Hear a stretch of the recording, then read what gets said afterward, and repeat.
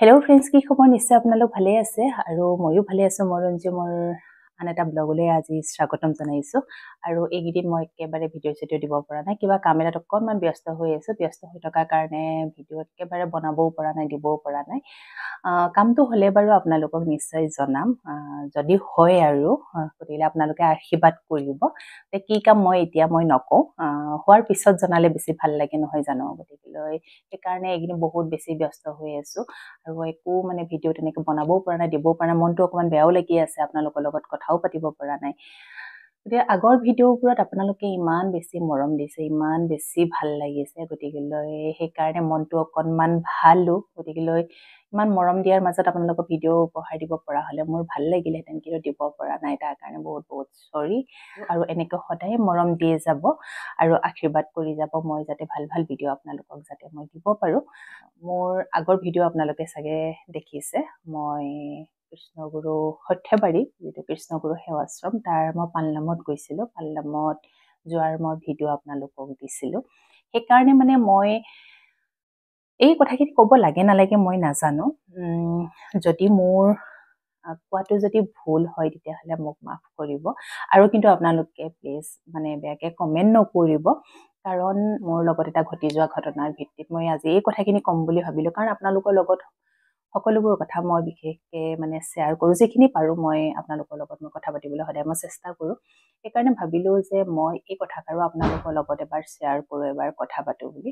আজি দুদিনমানৰ পৰা মই ভাবি আছিলোঁ যে কওঁ নে নকওঁ, কিন্তু তথাপিতো মনটোৱে মানা নাই যে নাই, আপোনালোকৰ লগত এবাৰ কথাখিনি পাতোচোন, অলপ ভাল লাগিব। কাৰণ মোৰ ঘৰৰ মানুহে জানে, বা ওচৰ পাজৰ মানুহ বা মোৰ ফেমিলি মানুহে জানে।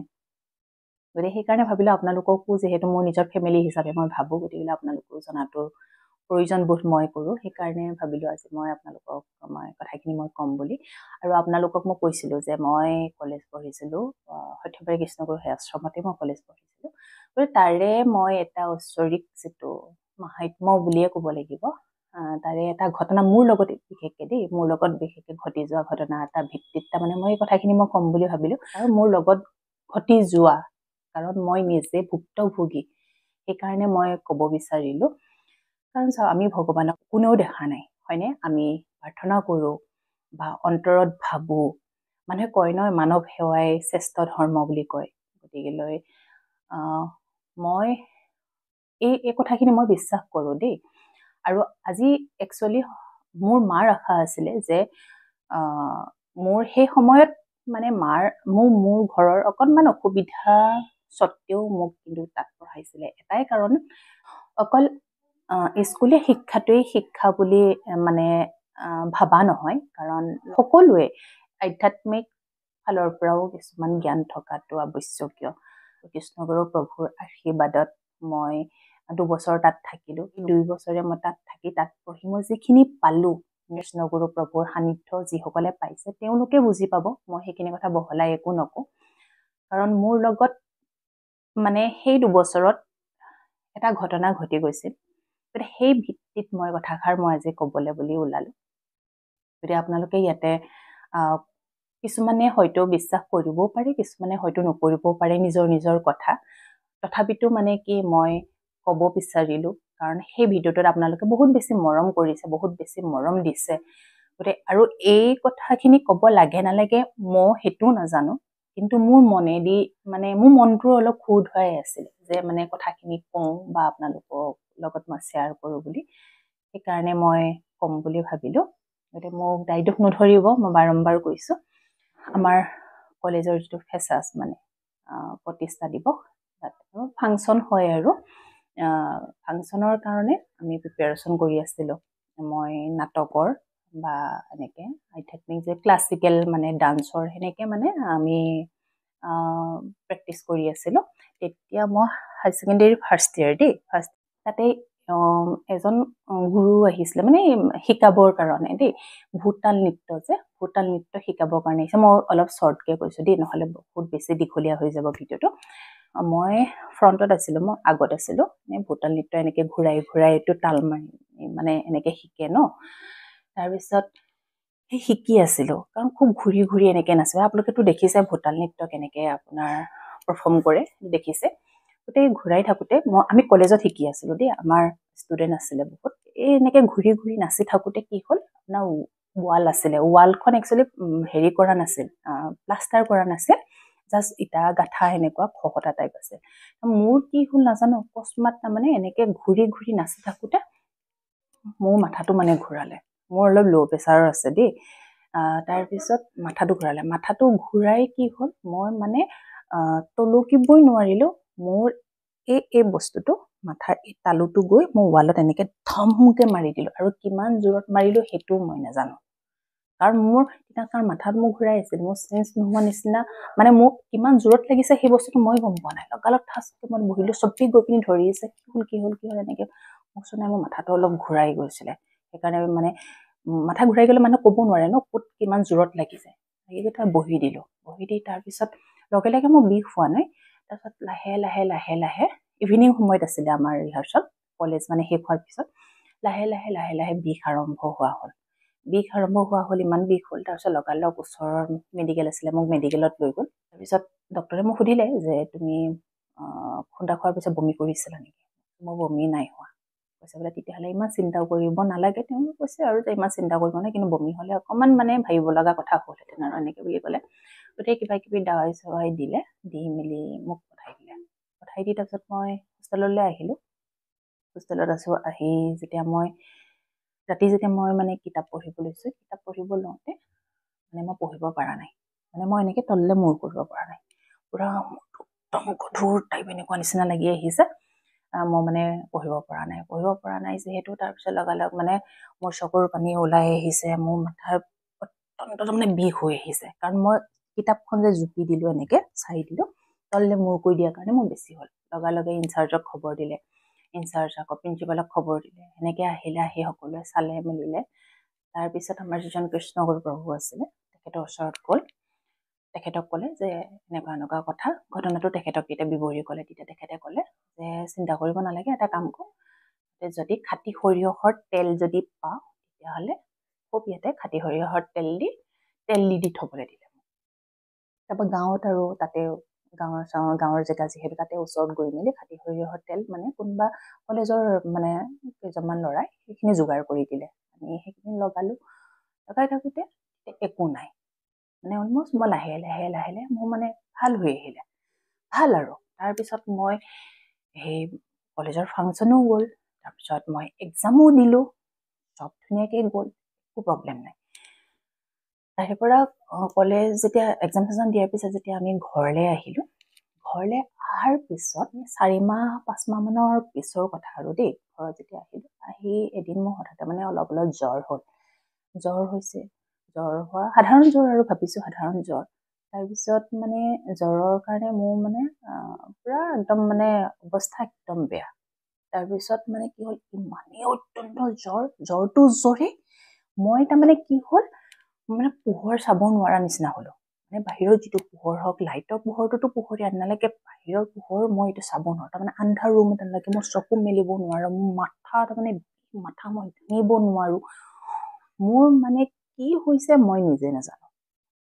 তেনেকৈ প্ৰথমতে ভাবিছে জ্বৰৰ কাৰণে মূৰৰ বিষ হয় বুলি ভাবিছে, কিন্তু মোৰ তেতিয়া তাৰমানে মাথাত মোৰ এইটো বস্তু খেলাইছে। মই ভাবিছোঁ যে তাত যে মই যে দুখ পাইছিলোঁ, দুখ পোৱাৰ কাৰণে চাগে মোৰ কিবা হৈছে নেকি, মোৰ মনৰ মানে এটা ভাৱ দিয়ে, এটা সন্দেহ। তাৰপিছত তেনেকৈ তাৰপিছত নাই, মোৰ জ্বৰ কমা নাই কাৰণে মোৰ ঘৰ ধেমাজিত, আপোনালোকে সকলোৱে জানে, যিসকলে মোৰ ভিডিঅ' চাইছে তেওঁলোকে জানে। গতিকে মোৰ মায়ে কি কৰিলে, লখিমপুৰলৈ লৈ আহিলে। 3 দিন 4 দিন মানৰ পিছত লৈ আহিলে, কাৰণ প্ৰথমতে টেবলেট খুৱাই চালে, সাধাৰণ জ্বৰ ভাল হ'ব পাৰে বুলি সেনেকৈ চালে। জ্বৰ যিহেতু ভাল হোৱা নাই, মোৰ লখিমপুৰলৈ লৈ আহিলে। লখিমপুৰ আনি পিনি তাৰপিছত তাতে ডক্টৰক দেখালোঁ। ডক্টৰক দেখাই পিনি তাৰপিছত ডক্টৰে কৈছে একো নাই, জ্বৰ, গতিকে ভাল পাই যাব, এইকেইটা মেডিচিন খাওঁ, আমুক সেনেকৈ কৈ পিনি মোৰ মাক পঠাই দিলে। আমি ওলাই আহিলোঁ। আহি পিনি মই মাক কৈছোঁ যে মা নহয়, হেৰি কৰক, কি কয়, মই মানে চিটি স্কেন এটা কৰিম, কাৰণ মোৰ অকণমান মোৰ সন্দেহ হৈ আছে, কাৰণ এই বস্তুখিনি কামোৰে, কিবা অলপ মানে বেলেগ ধৰণৰ এটা মই ফিল পাই আছোঁ। সেইকাৰণে মই মাক ক'লোঁ যে মোৰ চিটি স্কেন এটা কৰিম, মই ডক্টৰক লিখাই দিয়ক। মায়ে কৈছে ডক্টৰেতো আৰু জানিবই নহয়, ডক্টৰে নহ'লেতো দিলেহেঁতেন, নহয় কৰিব লগা হোৱা হ'লে। মই কৈছোঁ নহয়, মই কৰিমেই, মই মাক কৈছোঁ যে মই কৰিমেই। তাৰপিছতে মায়ে ডক্টৰৰ ওচৰলৈ গ'ল। ডক্টৰক ক'লে যে এনেকুৱা এনেকুৱা কথা, তাই এনেকুৱা এনেকুৱা এটা হৈছিলে, তাই এটা মনৰ সন্দেহ, গতিকে মনৰ সন্দেহটোৰ কাৰণে এটা আপুনি চিটি স্কেন এটা আপুনি লিখি দিয়ক বোলে, এনেকৈ বুলি ক'লে। তাৰপিছত ডক্টৰে ক'লে ঠিক আছে তেতিয়াহ'লে মই লিখি দিব পাৰোঁ, আপোনালোকে হেৰি কৰক, কৰাই লওক সেইবুলি ক'লে। তাৰপিছত ডক্টৰে লিখি দিয়াৰ পিছত চিটি স্কেন কৰিলোঁ। কৰাৰ পিছত তেতিয়া 3-4 ঘণ্টামানৰ পিছত তাৰমানে ৰিপৰ্ট দিম বুলি ক'লে। আপোনালোকে একেবাৰে ৰিপৰ্টটো লৈ যাব পাৰিব, অলপ টাইম যদি ৰখিব পাৰে। তেতিয়া মই ক'লোঁ যে না আমি ৰিপৰ্ট লৈহে যাম, আকৌ লখিমপুৰলৈ আহিবলৈ অকণমান দূৰ হৈ যায়, গতিকে সেইকাৰণে তাতে ৰখি দিলোঁ। ৰখি দি যেতিয়া ৰিপৰ্ট যেতিয়া ওলালে তেতিয়া ডক্টৰো মানে অকণমান চক যে ডক্টৰে মানে কৈছে, মোক ক'লে আৰু মানে তাইক বাহিৰত বহিবলৈ দিয়ক, মাক ভিতৰলৈ মাতিলে। তাৰ মা গ'ল ভিতৰলৈ, মাক ভিতৰলৈ মাতি পিনি মাক দেখাইছে ৰিপৰ্টটো, তাইৰ ব্ৰেইনত মানে মৰা তেজ গোট খাই আছে।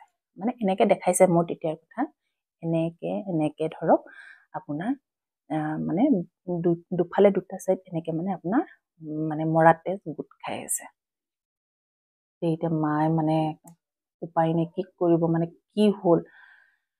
তাৰপিছত ডক্টৰে ক'লে একো নাই, আপুনি এইটো চাগে ইয়াতে আমি একো এতিয়া নকৰোঁ, আপুনি এটা কাম কৰক, পাৰে যদি আপুনি গুৱাহাটী লৈ যাওক। মানে মায়ে প্ৰথমতে মোক কোৱা নাই, তাৰপিছত ওলাই অহাৰ পিছত মানে মই মাক জোৰ দি সুধিছোঁ, মা কি হৈছে, আপুনি মোক সঁচা কথা কওক। তেতিয়া মায়ে ক'লে এনেকুৱা এনেকুৱা কথা। মোৰ আৰু মানে একদম মনত মানে এনেকুৱা লাগিলে, মই মানে এইটো মানে কি মোৰ মূৰটো ফালিব লাগিব, মোৰ ফালি মই অপাৰেশ্যন কৰিব লাগিব। মোৰ যদি মূৰটো অপাৰেশ্যন কৰিব লগা হয় মই কি হৈ থাকিম, মই মানে বহুত ধৰণৰ নানান ধৰণৰ বহুত চিন্তা, কিন্তু নিজকে মই ষ্ট্ৰং কৰিছোঁ, ভাবিছোঁ। তাৰ পৰা গুচি আহিলোঁ। আহি কি হ'ল, আমাৰ তাতে এজন হোমিঅ' ডক্টৰ আছিলে, হোমিঅ' ট্ৰিটমেণ্ট ভাল বুলি কয়, মানুহ কয় আৰু চবেই কোৱা কৈ কৰিছে যে হোমিঅ' অকণমান ট্ৰিটমেণ্ট কৰিছাচোন। নাই কমকৈ 10 দিনমান কণ্টিনিউ ডেইলি এটাকে মোক ইনজেকশ্যন দিলে, হোমিঅ' ইনজেকশ্যন দিলে। নাই মই কোনোপধ্যে মই ভাল কৰিব পৰা নাই। তাৰপিছত ঘৰত সকলোৱে কথা চথা পাতিলে, পাতি পিনি ক'লে যে এনেকৈ চাই থাকিলে নহ'ব, কাৰণ তাইক গুৱাহাটী লৈ যাবই লাগিব। তাৰপিছত চবেই ডিচিশ্যন ল'লে যে গুৱাহাটী লৈ যাব লাগিব, গুৱাহাটী লৈ আহিব আৰু মোক। মানে মই ভাবি ল'লোঁ আৰু মোৰ মানে জীৱনটো মোৰ কি হ'ব, আৰু মোৰ যদি মাথাটো যদি ফালিয়ে পেলাবলৈ হয়, খালি যদি অপাৰেশ্যন কৰিবলৈ হয়, মোৰ কি হ'ব। মোৰ মানে মনত বহুত চিন্তা, বহুত ভাবিছোঁ। গতিকে আমি কাইলৈ মানে গুৱাহাটী আহিম, আজিৰ কথা আৰু। মই সন্ধিয়া সময়ত মানে মইতোতো ভালটোতো পোৱাই নাই, মাথা দাঙিবও নোৱাৰোঁ, পোহৰ চাবও নোৱাৰোঁ। মায়ে মানে অকণমান এনেকৈ পাৰ্টিশ্যন দি মানে মোৰ বিচনাখন তাৰমানে অকণমান আন্ধাৰ কৰি থয়, বিচনা চাদৰ তাদৰ ওপৰত দি অকণমান আন্ধাৰ নিচিনা কৰি থয়। তেতিয়াহে মানে মই মানে অকণমান মানে ভাল পাওঁ আৰু শুই, নহ'লেতো মই মেলিবও নোৱাৰোঁ চকু। তাৰপিছতে মানে মই বহুত ভাবিছোঁ, কৃষ্ণগুৰু প্ৰভু বহুত ভাবিছোঁ। মই এটাই ভাবিছোঁ, মানে প্ৰভু তোমাৰ ওচৰত মই পঢ়িবলৈ গৈ তুমি মোক এইহে কৰিলানে, মোৰ জীৱনটো এনেকুৱাহে কৰিলানে, আমুক মই ইমান মানে সেইখিনি সময়ত কি ভাবিছোঁ মই নিজে নাজানো। মানুহে কয় ন, কেতিয়াবা মানুহৰ কিবা এটা ধৰক দুখ আহিলে, কিবা এটা আহিলে ভগৱানক বহুত বেছি মানে ভগৱানৰ লগত মানে এটা যিটো লাগে আৰু মানে ইম'চনেলি যিটো এটা মানে ভগৱানৰ লগত, তুমি মোক এনেকুৱাহে কৰিলে, তোমাক মই ইমান ভাল পাওঁ, মোক এনেকুৱা ধৰণৰ কথা। আৰু এনেকুৱাহে হ'ল নে তোমাৰ ওচৰত গৈ, মানে ইমান মনেদি মানে কান্দিছোঁ, ইমান মনেদি মানে ভাবিছোঁ। মই বোলো প্ৰভু তুমি যদি আছা, তুমিয়ে মোক বচাব লাগিব। মোৰ সেইটো মনলৈ ভাবিছোঁ যে তুমিয়ে মোক বচাব লাগিব, আৰু মোৰ যি হয় তোমাৰ কাৰণেই হ'ব। মই এনেকৈ কৈছোঁ যে তোমাৰ কাৰণেই হ'ব। সেইটো মই মনত ভাবিছোঁ দেই, সেইটো মই কোৱা নাই, মনত ভাবিছোঁ। যদি জীৱনটো যদি মোৰ এনেকৈ যদি কিবা এটা হয় তোমাৰ কাৰণে হ'ব, মোৰ যদি ভাল হয় তোমাৰ কাৰণে হ'ব, গতিকে তুমিয়ে মোক চাব লাগিব, মই বেলেগ উপায় একো নাই। মই মানে এৰি দিছোঁ। সন্ধিয়াৰ কথা আৰু, সন্ধিয়া মানে বেলি ডুব যোৱাৰ পিছত অলপ মানে পোহৰ আছে, তেনেকুৱাত কথা। মই এনেকৈ শুই মানে কথাখিনি ভাবি আছিলোঁ, ভাবি মই এনেকৈ শুই আছোঁ, চিলমিল অকণমান টোপনি আহা নাহা সেনেকুৱা নিচিনা। আৰু মই কৃষ্ণগুৰু প্ৰভুজনাক মই দেখা পাইছোঁ, তেখেত আহিছে, ধুনীয়া এখন ধুতি চেলেং কাপোৰ পিন্ধি তেখেত মানে এনেকৈ আহিছে। আহি কি কৰিছে, মোৰ হাতখনত ধৰি এনেকৈ টানি আনিছে। মোৰ সেই বস্তু ফিল কৰিছোঁ দেই, মই সেইটো দিঠক বুলি ক'বলৈ যোৱা নাই।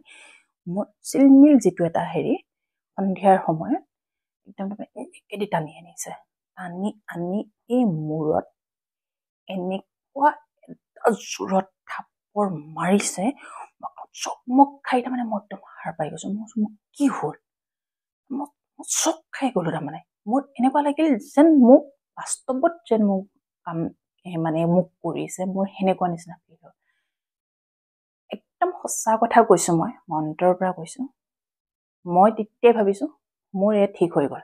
একদম সঁচা কথা দেই, মই কোনো এইবিলাক বনাই কোৱা নাই কথা। গতিকে মই মোৰ লগত হোৱাৰ কাৰণে মই এইখিনি কথাখিনি ক'বলৈ কৈছো। মানে মই তেতিয়া ভাবিছো মোৰ এইটো ঠিক হৈ গ'ল, মোৰ এইখিনি ঠিক হ'ব লাগিবই। মই মনত মই এইটো ভাব। কিন্তু মানুহে কয় নহয়, আগৰ মানুহে এই ভাল সপোন দেখিলে মানে কৈ দিব নালাগে, নুফুলিয়াই, এনেকুৱা নিচিনা কথা এটা আহে নহয়। সেইকাৰণে মই ঘৰত কোৱা নাই। মই কোৱা নাই কাৰণ এইটো মোৰ ভাল সপোন, গতিকে মোৰ একো নাই, মই ঘৰত নকওঁ। গতিকে মই গুৱাহাটীলৈ মই লৈ যাওঁ। গুৱাহাটীত গৈ চিটি স্কেন কৰি মেলি কি কৰে, তাৰপিছত ৰিপৰ্ট চোৱাৰ পিছতহে মই কথাষাৰ ক'ম। কিন্তু মোৰ মনটো বহুত ফূৰ্তি, মোৰ মন বহুত ফূৰ্তি। তাৰপিছত পিছদিনাখনি আমি মই গুৱাহাটী আহিলোঁ, মোৰ দাদাহঁতৰ ৰুমত আহিলোঁ। আহি পিছদিনাখন মোক GMCত লৈ গ'ল। GMCত লৈ গৈ তাৰপিছত তাতে গোটেই হিষ্ট্ৰীটো ক'লোঁ। হোৱাৰ পিছত তেওঁলোকে ক'লে যে আমি প্ৰথম এটা মানে চিটি স্কেন এটা কৰি চাব লাগিব। চিটি স্কেন কৰিলে, কৰি মাটো আৰু মোক যেতিয়া চিটি স্কেন কৰিব লৈ গৈছে, মাইটো আৰু কান্দিয়ে আছে। দাদাহঁতো আৰু বুজাইছে যে ইমান চিন্তা কৰি নাথাকিব, হ'ব, কি হ'ব লগা আছে হ'ব, ঈশ্বৰ আছে নহয়, ভগৱান আছে নহয়, এনেকৈ মানে মাক মানে সান্ত্বনা দি আছে। তাৰপিছত চিটি স্কেন কৰি মই ওলাই আহিলোঁ। ওলাই আহি বহি আছোঁ। মই এইটো ভাব ৰিপৰ্ট মই চাম, মানে মোৰ এনেকুৱা আৰু মানে 3 ঘণ্টা 4 ঘণ্টামানৰ পিছত পালোঁ নেকি ৰিপৰ্ট ওলাইছে। ওলাই ডক্টৰক দেখাইছে, ৰিপৰ্ট নৰ্মেল। কেনেকৈ হ'ব পাৰে আপোনালোকে ভাবি চাওক, ৰিপৰ্ট নৰ্মেল। আৰু মোক কি দিছে জানেনে, টনিক এটা দি পঠাইছে। দুৰ্বল সেইকেইদিন টনিক এটা দি পঠাইছে, সেই টনিকটো খাবা। গতিকে অকণমান মানে খোৱা লোৱাৰ সেইকেইদিন কাৰণ মই একদম খাব ল'ব পৰা নাছিলোঁ, দুৰ্বল হৈ গৈছিলোঁ, উইক হৈ গৈছিলোঁ। সেই টনিকটো খালে অকণমান গাত এনাৰ্জি আহিব। মায়ে তাৰ পৰা ওলাই আনি হোটেল এখনত মোক সোমাই দিছে। মোক কৈছে তোৰ যি মন যায় তাকে খা। তাৰমানে চবৰে মন ফূৰ্তি। তাৰমানে মই সেইদিনাখনিয়ে জানো, মই তাৰ আগদিনাখনিও মই গম পাইছোঁ।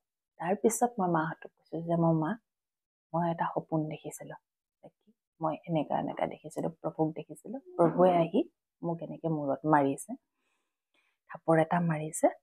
মই তেতিয়াই গম পাইছোঁ যে মোৰ তেতিয়াই বেমাৰ মোৰ ভাল হৈছে।